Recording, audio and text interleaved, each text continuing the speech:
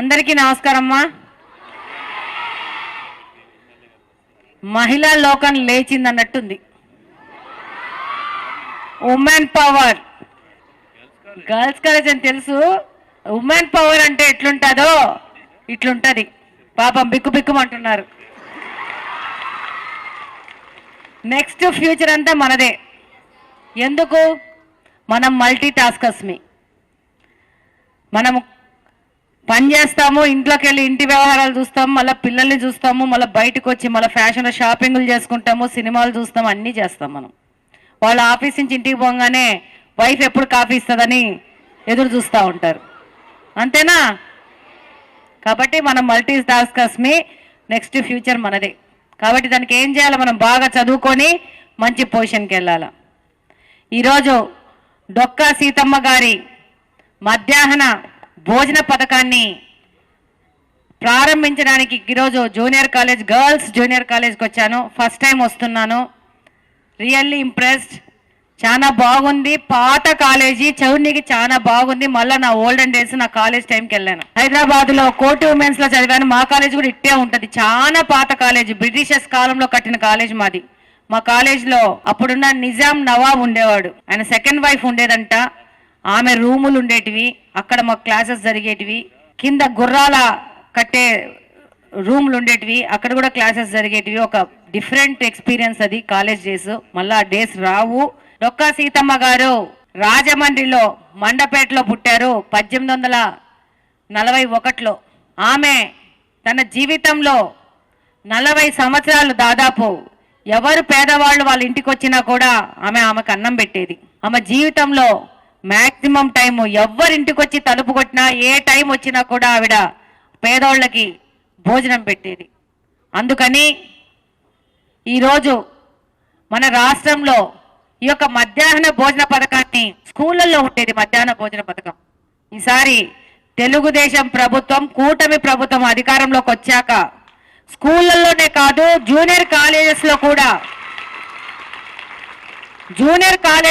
కూడా మన పిల్లోళ్ళకి మధ్యాహ్న భోజనం పథకం పెట్టుకొని వాళ్ళకి పౌష్టికాహారం ఇవ్వాలా అనే ముఖ్య ఉద్దేశంతో ఈ పథకాన్ని స్కూళ్ళ నుంచి జూనియర్ కాలేజీకి కూడా ఎక్స్టెండ్ చేయడం జరిగింది. చేసి అందులో మీకు పౌష్టికాహారం ఇచ్చే విధంగా ముందుకెళ్తున్నారు. అందులో భాగంగా వారానికి 6 రోజుల్లో 5 రోజులు మీకు ఉడికించిన గుడ్డు ఇచ్చే విధంగా ఈ యొక్క మెన్యూ తయారు చేయడం జరిగింది. అందులో 3 రోజులు పల్లీలు బెల్లముతో తయారు చేసిన చిక్కీలు ఇచ్చే విధంగా వెళ్ళింది. ఇది ఐరన్ కోసం అన్నమాట, గుడ్డు ప్రోటీన్ కోసము. దాంతోపాటు ఎముకల పటిష్టానికి రాగి జావా 3 రోజులు ఇచ్చే విధంగా ఈ మెన్యూను తయారు చేయడం జరిగింది. ఈ మెన్యూ మంచి న్యూట్రిషనిస్ట్తోనూ, డాక్టర్లతోనూ, అధికారులతోనూ కూర్చొని ఎంతో పరిశోధన చేసి ఎలా పౌష్టికాహారం ఇవ్వాలని చెప్పి ఒక ఫిక్స్డ్ మెన్యూని తయారు చేసి ఒక్కొక్క రోజు ఒక్కొక్క మెన్యూ వచ్చే విధంగా ఈ యొక్క భోజన పథకాన్ని తయారు చేసి దీన్ని జూనియర్ కాలేజ్ పిల్లలకి ఇప్పుడు అందిస్తోంది. ఈ పథకం కింద దాదాపు 44,000 కాలేజెస్లో దగ్గర 33 లక్షల మంది విద్యార్థినులకు ఈ పథకం చేరే విధంగా ప్రభుత్వం దీన్ని డిజైన్ చేయడం జరిగింది.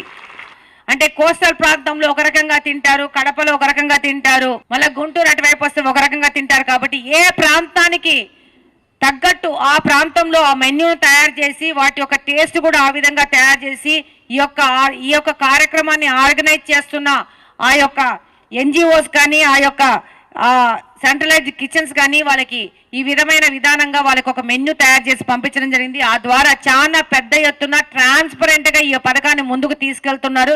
ఏ విధమైన హడావిడి ఆర్భాటాలు లేకుండా. ఎందుకంటే మనం పని చేసేది our work should speak, not మనం మాట్లాడే మాటలు కాదు, మనం చేసే పని. ఆ విధంగా ప్రభుత్వం వెళ్తా ఉంది. ఈరోజు ప్రభుత్వం యొక్క ముఖ్య ఉద్దేశము విద్యార్థులకు, యువతకు ప్రధాన ప్రాధాన్యత ఇస్తూ ముందుకెళ్తున్నారు. అందులో భాగంగానే ఈ పథకాలు రేపు ఆల్రెడీ అనౌన్స్ చేశారు. ఫీజు రియంబర్స్మెంట్ కూడా డైరెక్ట్ గా కాలేజెస్కి వెళ్లే విధంగా ముందుకు వస్తున్నారు జూన్ నుంచి. దాంతో పాటు తల్లికి వందనం కింద ఇచ్చే ఫీజులు కూడా రేపు జూన్ నుంచి ఈ సంవత్సరం ఇచ్చేస్తారు. అలాగనే డిఎస్సి పోటీ పరీక్షలు పెట్టేసి జూన్ అకాడమిక్ ఇయర్ కల్లా ఎవరెవరు డిఎస్సికి అప్లై అవుతున్నారో వాళ్ళకందరికీ పరీక్ష చేసి వాళ్ళకి పోస్టింగ్ ఇచ్చే విధంగా ఉద్యోగం ఇచ్చే విధంగా ముందుకెళ్తున్నారు. డెఫినెట్ గా ఈ ప్రభుత్వం మంచి ప్రభుత్వం, యువత కోసం పనిచేసే ప్రభుత్వం. రాబో 5 సంవత్సరాల్లో 20 లక్షల ఉద్యోగాల కల్పన దిశగా ప్రభుత్వం పనిచేస్తా ఉంది.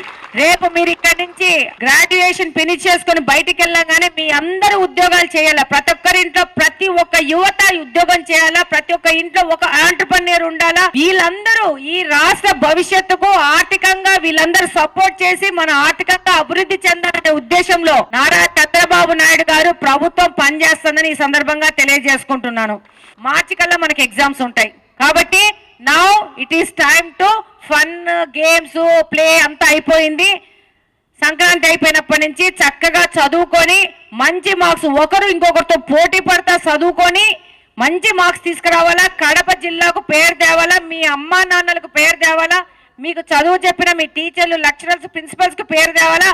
అలాగనే నాకు కూడా పేరు తేవాలా. మనం ఇక్కడ మహిళ గెలిచినాక మహిళల ఉత్తీర్ణత శాతం కడపలో పెరిగిందని పేరు తెచ్చుకోవాలా. ఏమంటారు? Thank you very much.